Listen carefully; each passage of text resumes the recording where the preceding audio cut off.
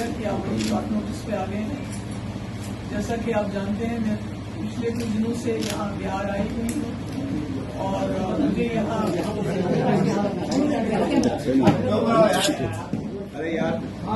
अगर आपको बात सुननी है तो सुन लीजिए, अगर आपको आपस में झगड़ा करना है तो फिर मुझे वही बताइए। तो यहाँ मुझे कई जगह जाने का मौका मिला, जिसमें नालंदा में हमारे जो वहाँ के राजा रहे हैं यूसुफ शाह चक, उनकी वहाँ मज़ार है। और उसके बाद बोध गया गई, मैं बहुत अच्छा लगा। और आज मैं गई थी यहाँ गुरुद्वारे गोविंद सिंह जी के यहाँ, तो अच्छा लगा। मेरा एक्सपीरियंस बिहार का बहुत अच्छा रहा और खासकर नीतीश जी के हम बहुत शुक्रगुजार हैं कि उन्होंने न सिर्फ मुझे ये मौका दिया यहाँ जाने का, बल्कि हम सब लोगों को जो इस वक्त अपोजिशन की पार्टीज हैं उनको इकट्ठा करने में उन्होंने बहुत बड़ा रोल अदा किया है। और सब लोगों का यही था कि जो इस वक्त अटैक हो रहा है आइडिया ऑफ इंडिया के ऊपर, कॉन्स्टिट्यूशन के ऊपर, डेमोक्रेसी के ऊपर, सेक्युलरिज्म के ऊपर, इसको किसी न किसी तरीके से बचाना है। वैसे भी हमने देखा कि जब हमारे लीडर, जब हमारे प्राइम मिनिस्टर साहब बाहर चले जाते हैं, अमेरिका चले जाते हैं, तो वहाँ वो गांधी जी की मूर्ति को उसके सामने झुकते भी हैं, मालाएं भी पहनाते हैं, मुल्क की डेमोक्रेसी की बात करते हैं, सर उठा के कॉन्स्टिट्यूशन की बात करते हैं और शेयर्ड वैल्यूज की बात करते हैं, जिनकी वजह से उनकी वहाँ बहुत इज्जत अफजाई होती है। तो जब यही लोग जब वापस आते हैं इंडिया के अंदर, मुल्क के अंदर, तो गांधी जी के जो किलर हैं गोडसे, उनकी पूजा करते हैं, कॉन्स्टिट्यूशन को तितर बितर कर देते हैं, जमहूरियत का नामो निशान मिटाते हैं और जहां सरकारें इलेक्ट की होती है लोगों ने, उन सरकारों को गिरा के डेमोक्रेसी को खत्म करने की कोशिश करते हैं, हिंदू मुस्लिम करते हैं। तो ये शायद भूल जाते हैं कि जो बाहर जाके फॉरेन कंट्रीज में, अमेरिका में, बाकी जगह, ऑस्ट्रेलिया में इनको जो इज्जत मिलती है वो किसी इंडिविजुअल को नहीं मिलती है, वो इस मुल्क के संविधान, इस मुल्क की डेमोक्रेसी, इस मुल्क के जो गांधी, जवाहरलाल नेहरू और अंबेडकर जी ने सॉफ्ट पावर बनाया हिंदुस्तान को। ये जो लोग झुकते हैं वहाँ हमारे प्राइम मिनिस्टर के पास जाके बात करते हैं, उनकी इज्जत करते हैं, तो ये वो सॉफ्ट पावर हिंदुस्तान की इज्जत होती है, जिसको फटाफट जब वापस आते हैं तो भूल जाते हैं और फिर वही हिंदू मुस्लिम झगड़ा वगैरह कराते हैं। और इसमें हम जम्मू कश्मीर के लोगों का सबसे बड़ा नुकसान है, क्योंकि एक मुस्लिम मेजॉरिटी स्टेट होने के बावजूद भी हमने अपनी मर्जी से इस मुल्क के साथ हाथ मिलाया, ये सोच के कि ये एक मुल्क सेक्युलर मुल्क है, डेमोक्रेटिक मुल्क है, गांधी का मुल्क है, जवाहरलाल नेहरू का मुल्क है, अंबेडकर का मुल्क है। इसमें रह के हमारी सुरक्षा रहेगी, हमारी आइडेंटिटी, हमारी शिनाख्त, हमारी जो डाइवर्सिटी है वो यहाँ पर बिल्कुल कायम रहेगी। पर जो हमारे साथ हुआ, खासकर 2019 को 5 अगस्त को, जिस तरह से हमारी रियासत को तोड़ा गया, उसके बाद उसको डिमोट किया गया, उसके बाद उसको डिसमेंबर किया गया, यानी टुकड़े टुकड़े कर दिए गए, हमारे जो इख्तियारात है वो छीने गए। और बदकिस्मती से उस वक्त जितनी भी अपोजिशन पार्टी थी ज्यादातर तमाशा देखती रही। उनको ये पता नहीं चला कि जो आज कश्मीर में हो रहा है वो कल उनके साथ भी हो सकता है। जम्मू कश्मीर की जो स्पेशल स्टेटस है वो कोई हमें पाकिस्तान या चीन ने नहीं दिया था, वो इसी मुल्क के संविधान ने दिया था।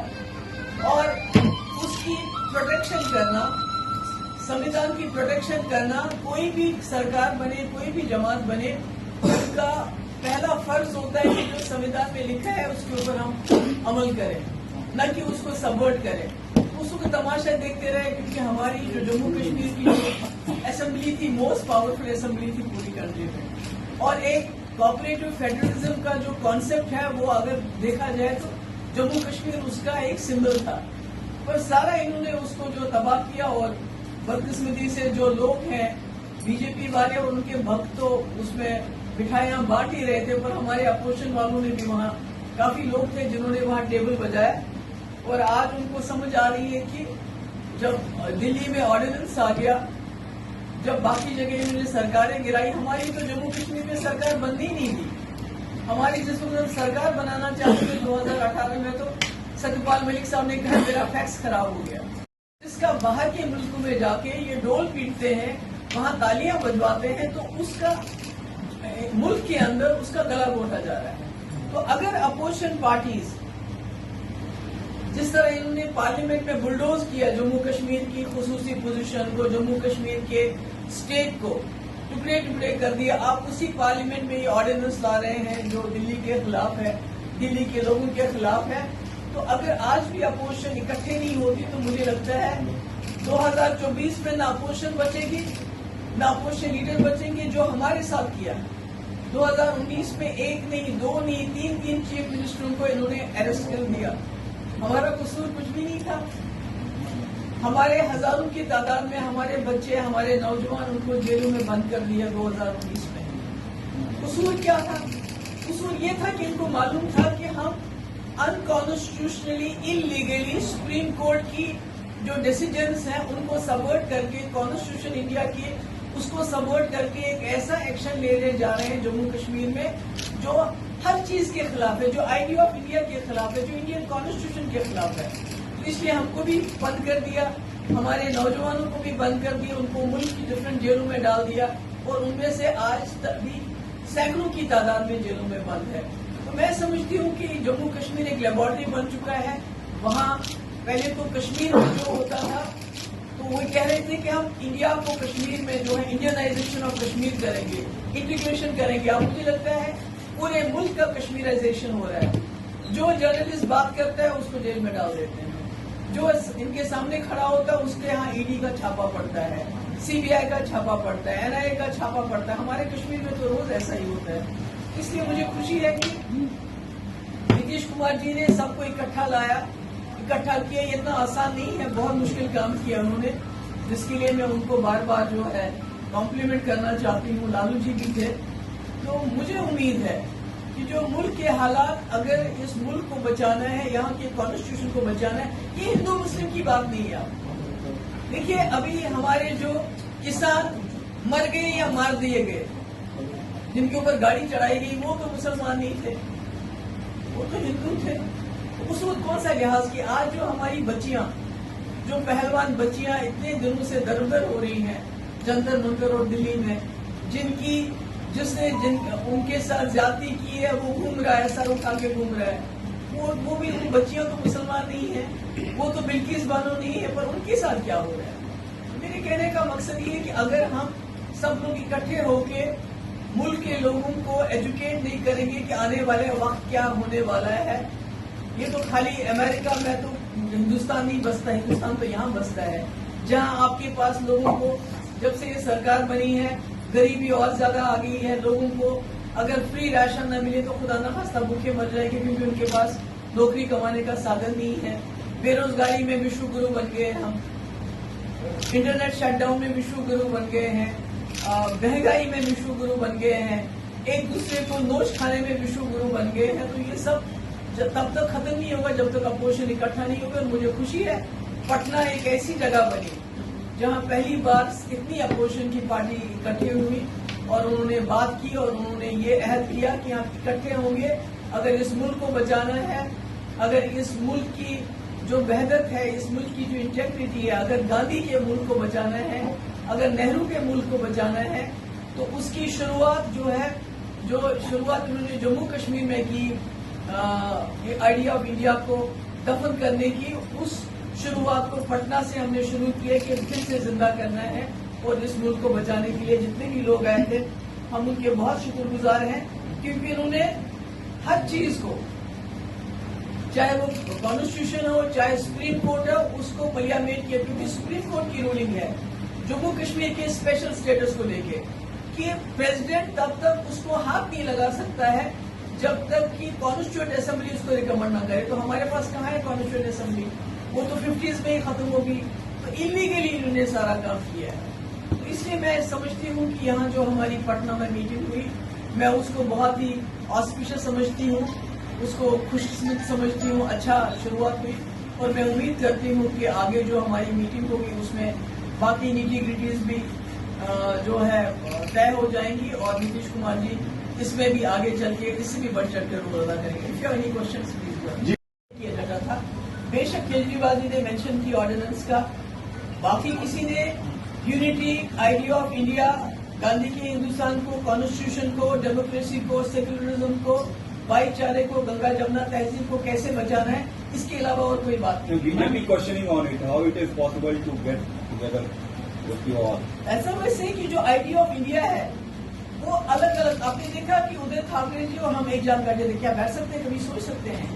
और इसी आइडिया ऑफ इंडिया को कि जहां डाइवर्सिटी, जहां अकोमोडेशन हो, एक दूसरे के साथ बैठ के बात कर सके, that is what idea of India, उसी को हम बचाना चाहते हैं। Obama commented on a statement in America, minorities. Obama ने अमेरिका ऑपोजिशन का फेस है वो कौन होगा, क्या उस पर बात हुई? नहीं, वो जरूरी है क्या? वो क्या जरूरत है जब अपोजिशन, इतनी बड़ी अपोजिशन जिसने मोर देन 60% वोट लिया है अलग अलग करके, जब वो इकट्ठे हो जाती है तो कोई भी लीडर बन सकता है। नरेंद्र मोदी के सामने कोई फेस होगा ना? एक नहीं, कई फेसेस हैं आपके सामने, कई फेसेस हैं, और फेसेस जो है वो लोग चुनते हैं। जब कल को लोग अपोजिशन को अगर इकट्ठे हो जाते हैं, 60% से ज्यादा वोट है अपोजिशन का, तो कौन सी बड़ी बात है, फेस तो खुद ही बन जाता